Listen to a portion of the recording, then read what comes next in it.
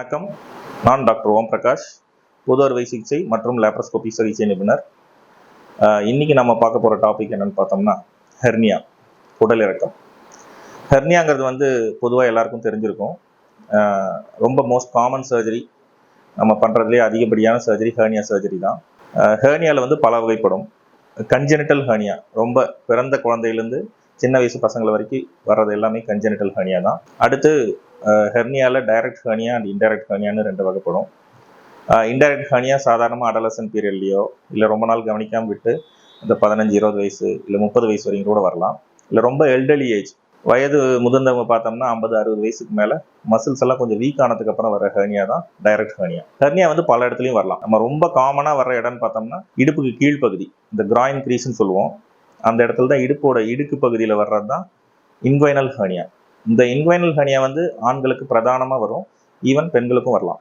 அடுத்து பார்த்தீங்கன்னா umbilical hernia, தொப்புள் பகுதியில் வர ஹெர்னியா. இல்லை அம்பிளிக்கல் ஹெர்னியா சுற்றி, அதாவது தொப்புள் சுற்றி வர ஹெர்னியா பேராம்பிளிக்கல் ஹெர்னியான்னு சொல்லுவோம். அப்படி இல்லைன்னா எபிகாஸ்ட்ரிக் ஹெர்னியா, அதாவது நெஞ்சுக்கும் தொப்புளுக்கும் மேலேயும் உள்ள நடுப்பகுதியில் வர ஹெர்னியா எபிகாஸ்ட்ரிக் ஹெர்னியா. இல்லை ஏற்கனவே நான் ஆப்ரேஷன் பண்ணியிருக்கேன், அந்த ஆப்ரேஷன் பண்ண தழும்புலேருந்து வரக்கூடிய ஹெர்னியா, அதாவது அந்த ஸ்டிச் பண்ணது வீக் ஆகி அடியில் மசில் வீக் ஆகி உள்ளேருந்து மறுபடியும் அந்த வீக்னஸ்னால வரக்கூடிய ஹெர்னியா இன்சிஷனல் ஹெர்னியான்னு சொல்லுவோம். ஸோ ஹெர்னியா பொறுத்த வரைக்கும் பொதுவாக சிம்டம் என்னென்னு பார்த்தீங்கன்னா ஒரு டல் ஏக்கிங் பெயின், ஒரு மிதமான வலி, இல்லை ஏதோ உள்ளேருந்து விட்டு போய் உள்ளேருந்து வெளியில் தள்ளி வர ஒரு ஃபீல் கிடைக்கும். அதுதான் ஒரு அப்படி தான் ஆரம்ப கட்டத்தில் ஆரம்பிக்கும். ஹெர்னியா பிரதானமாக வர்றதுக்கான காரணம் என்னன்னு பார்த்தீங்கன்னா இன்க்ரீஸ்ட் அப்டமினல் ப்ரெஷர், அதாவது வயிறோட ப்ரெஷர் அதிகமாக போடும்போது, வயிறு தம் கட்டி நீங்கள் எதெல்லாம் பண்ணுறீங்களோ அதெல்லாம் ஹெர்னியா வரதுக்கான ஒரு காரணம்.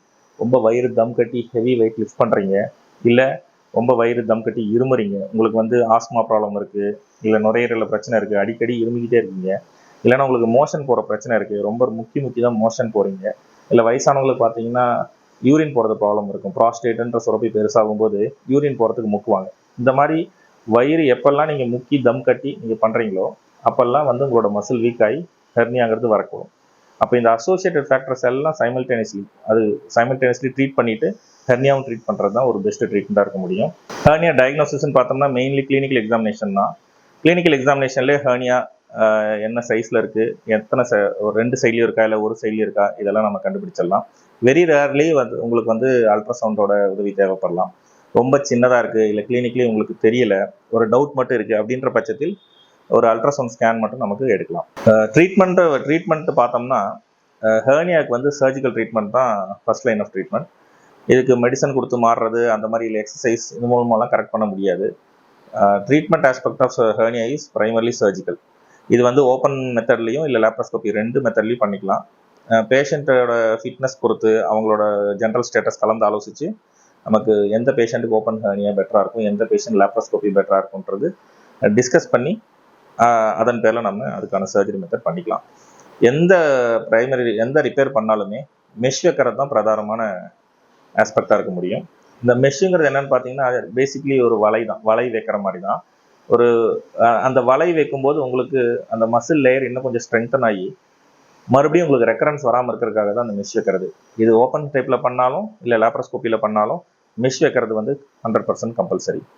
ஸோ இது ஒரு கரெக்டான டைமில் பண்ணலன்னா, எலக்டிவ் சர்ஜரி பண்ணாமல் நீங்கள் அப்படியே கேர்லெஸ்ஸாக விட்டுட்டிங்கன்னா யூஸ்வலி என்ன ஆகும், ஒரு காம்ப்ளிகேஷன் ஆகும். காம்ப்ளிகேஷன் என்னன்னு பார்த்தீங்கன்னா ஹெர்னியா ஃபஸ்ட்டு இர்ரெடியூசபிள் ஆகும், அதாவது வெளியில் வந்துட்டு தானாக உள்ளே போகாது.